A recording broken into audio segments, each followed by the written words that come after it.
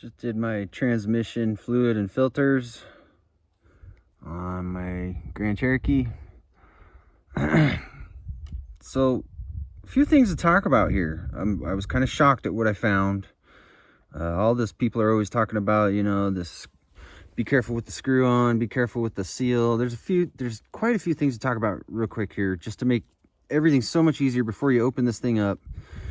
First and foremost, this is what I found in mine immediately, and I was absolutely shocked. This isn't a pliable type of plastic or steel. I mean, it's hard as a rock. I don't know how this happens or if it happens, but you know, my issue was I had a very delayed shift, and then once it got hot, it would kind of slam into gear.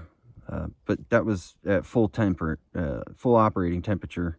So in the morning, it would kind of act like it was sucking air, which obviously it probably was. And I don't even know if it's letting unfiltered get through. It looks like it would have been filtered for the most part. I don't know. That's scary either way.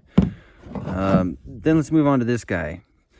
When I went to take this off, first and foremost, it was insanely loose. I was shocked at how loose it was. It had to have been sucking air.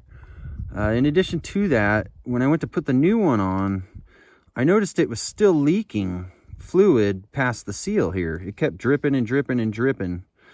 And so I got a paper towel on it because it was all oily, and I really squeezed the crap out of it and started tightening it, and I got it to go about literally 3 more revolutions. So I got my oil filter wrench out, and I very carefully tightened it. I believe these threads are plastic, so I was using a lot of caution until I could no longer see ATF dripping down to the bottom of it, right? So just be cautious of that this thing got really, really tight before it actually seated that seal. So obviously very important if you don't want to suck air through it. Then this is that seal that fits on the end of the tube here. They say all through the instructions, be very careful.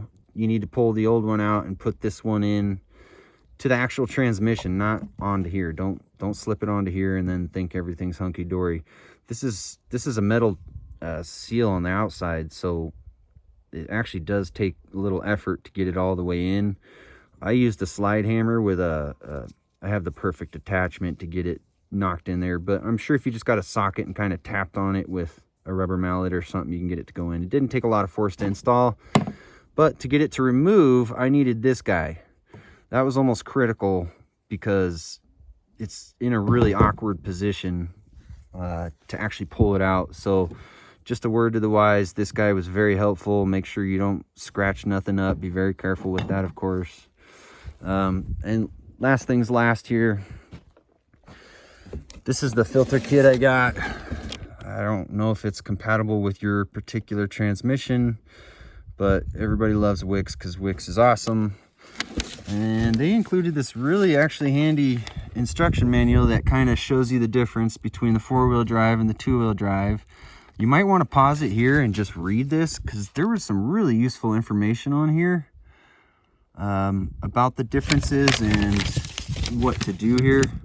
See, here's the oil pan difference to identify it. But I mean, you should know if your vehicle's 2-wheel drive, obviously, or 4-wheel drive, but kind of goes over everything for you. Other than that, my particular transmission dropped out 6.5 quarts of fluid. So I hope this is helpful to you guys. Any other advice I should add to this, leave it in the comments. Thanks.